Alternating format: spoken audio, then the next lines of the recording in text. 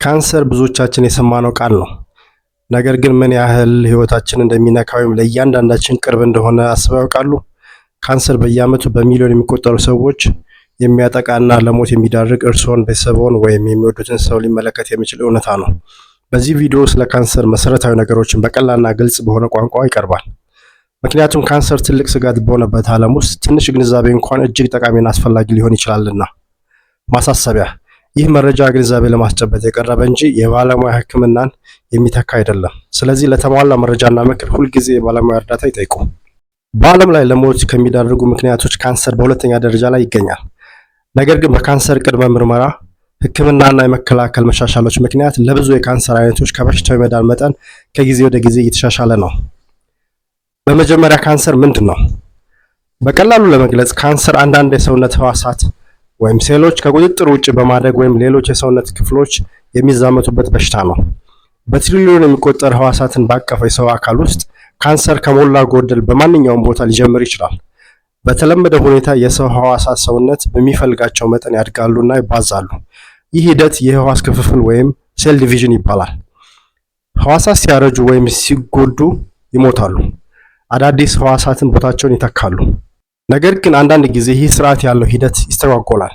መደበኛ ያልሆኑ ወይም የተጎዱ ህዋሳት ማደግና መባዛት በማይገባቸው ጊዜ ሊያድጉና ሊባዙ ይችላሉ። እነዚህ ህዋሳት እጢዎችን ወይም ቲዩመርስ ሊፈጥሩ ይችላሉ። እጢዎች ደግሞ የህብረ ህዋሳት ወይም ቲሹ ክምችቶች ናቸው። እጢዎች ካንሰራማ ወይም ካንሰር አልባ ወይም በእንግሊዝኛው ቢናይን ሊሆኑ ይችላሉ። ካንሰራማ እጢዎች በአቅራቢያ ያሉ ህብረ ህዋሳትን በመውረር ወይም በመውጋት ወደ ሩቅ የሰውነት ክፍሎች በመጓዝ አዳዲስ እጢዎችን ሊፈጥሩ ይችላሉ። ይህ ሂደት ሜታስቴሲስ ይባላል። ካንሰራማ እጢዎች መሊግናንት እጢዎች ወይም መሊግናንት ቲዩመርስ ተብለው ይጠራሉ።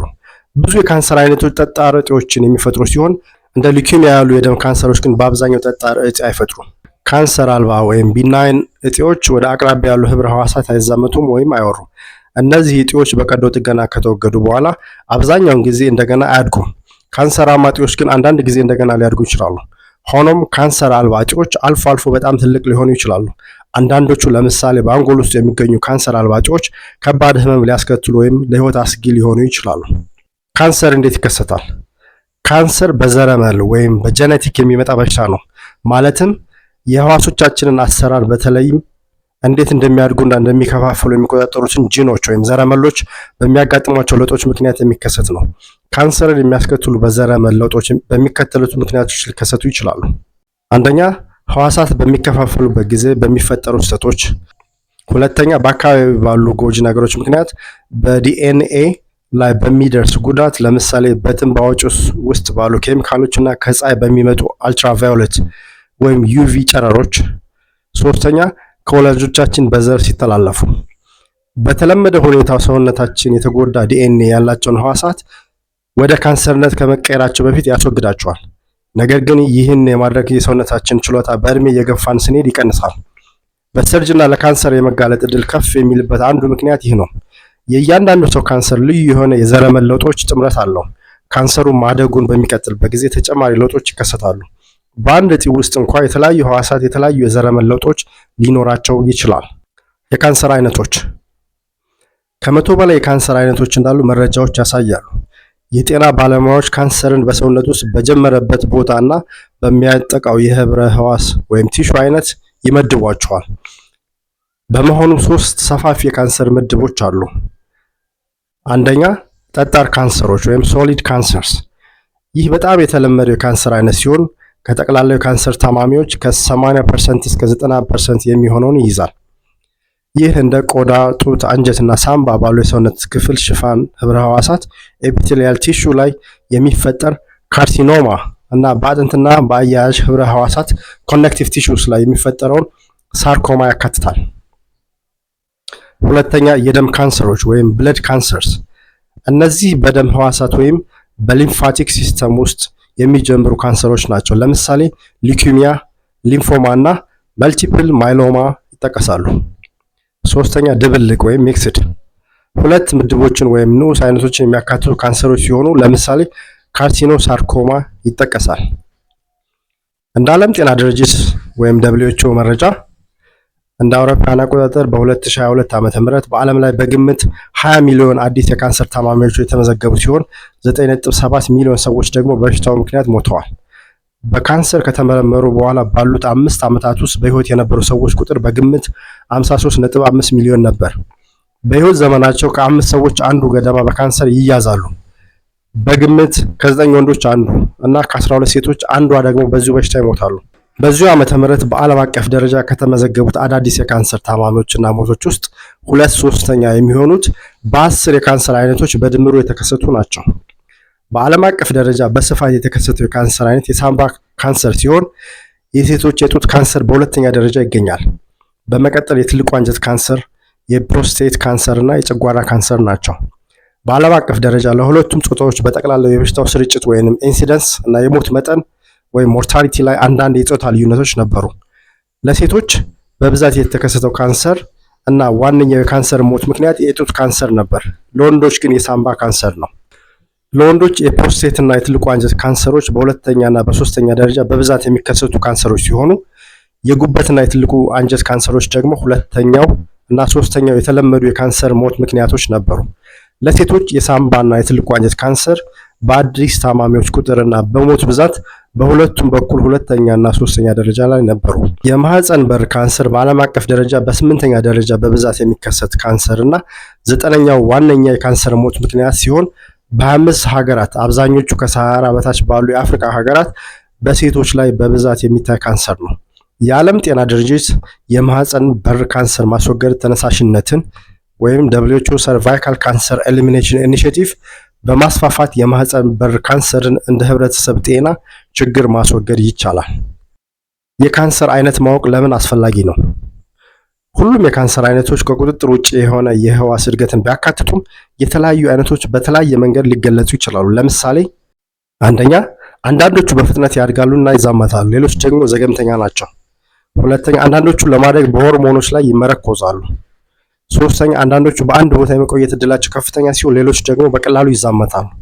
አራተኛ፣ አንዳንዶቹ በቀዶ ጥገና ይታከማሉ፣ ሌሎች ደግሞ ለጨረር ህክምና ወይም ራዲዬሽን ቴራፒ ወይም እንደ ኬሞቴራፒ፣ ታርጌትድ ቴራፒ ወይም ኢሚኖቴራፒ ላሉ ህክምናዎች የተሻለ ምላሽ ይሰጣሉ።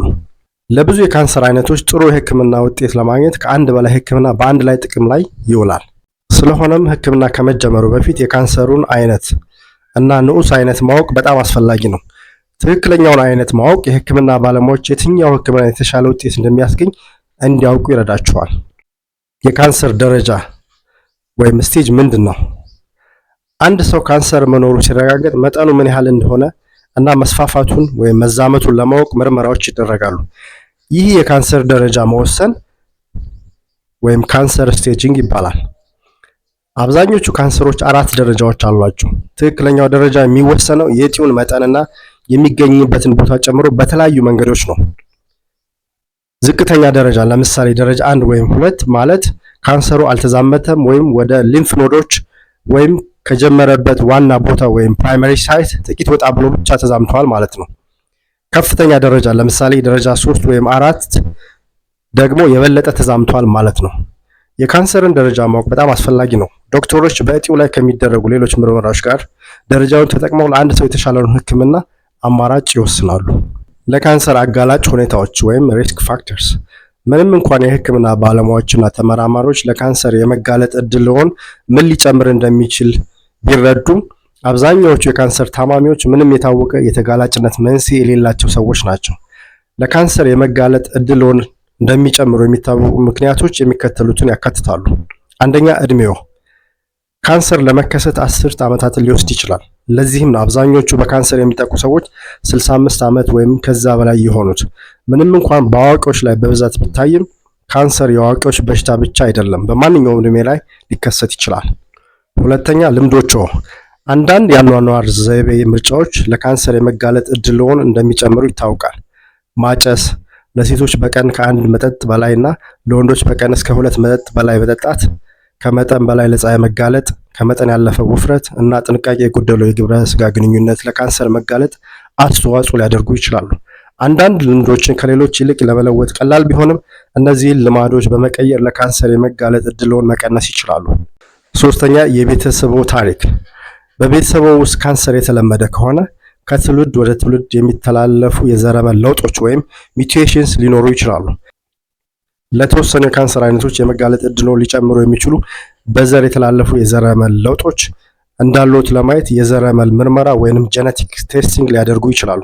ነገር ግን በዘር የተላለፈ የዘረመል ለውጥ መኖር የግድ ካንሰር ይዞታል ማለት እንዳልሆነ መገንዘብ ያስፈልጋል። አራተኛው የጤና ሁኔታው። አንዳንድ ስር የሰደዱ የጤና ሁኔታዎች ለምሳሌ አልሰርቲቭ ኮላይቲስ ለተወሰኑ የካንሰር አይነቶች የመጋለጥ ዕድልዎን በእጅጉ ሊጨምሩ ይችላሉ። ስላሉ ስጋት ከሐኪምዎ ጋር ይነጋገሩ። አምስተኛ አካባቢው። በዙሪያው ያለው አካባቢ ለካንሰር የመጋለጥ ዕድልዎን ሊጨምሩ የሚችሉ ጎጂ ኬሚካሎችን ሊይዝ ይችላል። ባያጨሱም እንኳን ሰዎች በሚያጨሱበት ቦታ ከሄዱ ወይም ከሚያጨስ ሰው ጋር የሚኖሩ ከሆነ የሌላ ሰው የሲጋራ ጭስ ወይም ሰከንድ ሃንድ ስሞክ ሊተነፍሱ ይችላሉ። በቤቱ ወይም በስራ ቦታው ያሉ ኬሚካሎች እንደ አስቤስቶስ እና ቤንዚን ያሉ እንዲሁ ከፍ ካለ የካንሰር ተጋላጭነት ጋር ይያዛሉ። የካንሰር ምልክቶችና ስሜቶች ወይም ሳይንስ ኤንድ ሲምፕተምስ። በካንሰር ምክንያት የሚከሰቱ ምልክቶችና ስሜቶች በካንሰር እንደተጠቃው የሰውነት ክፍል አይነት ይለያያሉ። ከካንሰር ጋር ተያያዥነት ያላቸው ነገር ግን ለካንሰር ብቻ የተለዩ ያልሆኑ አንዳንድ አጠቃላይ ምልክቶችና ስሜቶች የሚከተሉትን ያካትታሉ። ድካም፣ ከቆዳ በታች የሚዳሰስ እብጠት ወይም የጠነከረ ቦታ፣ የክብደት ለውጦች፣ ያልታሰበ የክብደት መቀነስ ወይም መጨመርን ጨምሮ፣ የቆዳ ለውጦች ለምሳሌ የቆዳ ቢጫማ መሆን፣ መጥቆር ወይም መቅላት፣ የማይድን ቁስል ወዘተ፣ ለረጅም ጊዜ የቆየ ምክንያት የሌለው ትኩሳት ወይም የሌሊት ላብ፣ የሰገራ ወይም የሽንት አወጋገድ ልማድ ለውጦች፣ ለረጅም ጊዜ የቆየ ሳል ወይም የመተንፈስ ችግር፣ የመዋጥ ችግር፣ የድምፅ መጎርነን ወይም መለወጥ፣ ከምግብ በኋላ ለረጅም ጊዜ የሚቆይ የምግብ አለመፈጨት ወይም ምቾት ማጣት፣ ለረጅም ጊዜ የቆየ ምክንያት የሌለው የጡንቻ ወይም የመገጣጠሚያ ህመም፣ ምክንያት የሌለው የደም መፍሰስ ወይም መበለስ። እንደ ዓለም ጤና ድርጅት ወይም WHO መረጃ እንደ አውሮፓውያን አቆጣጠር በ2050 ዓመተ ምህረት ከ35 ሚሊዮን በላይ አዲስ የካንሰር ታማሚዎች ይኖራሉ ተብሎ ይገመታል። ይህም በ2022 ዓመተ ምህረት በግምት ከነበሩት 20 ሚሊዮን ታማሚዎች የ77% ጭማሪ ያሳያል ማለት ነው።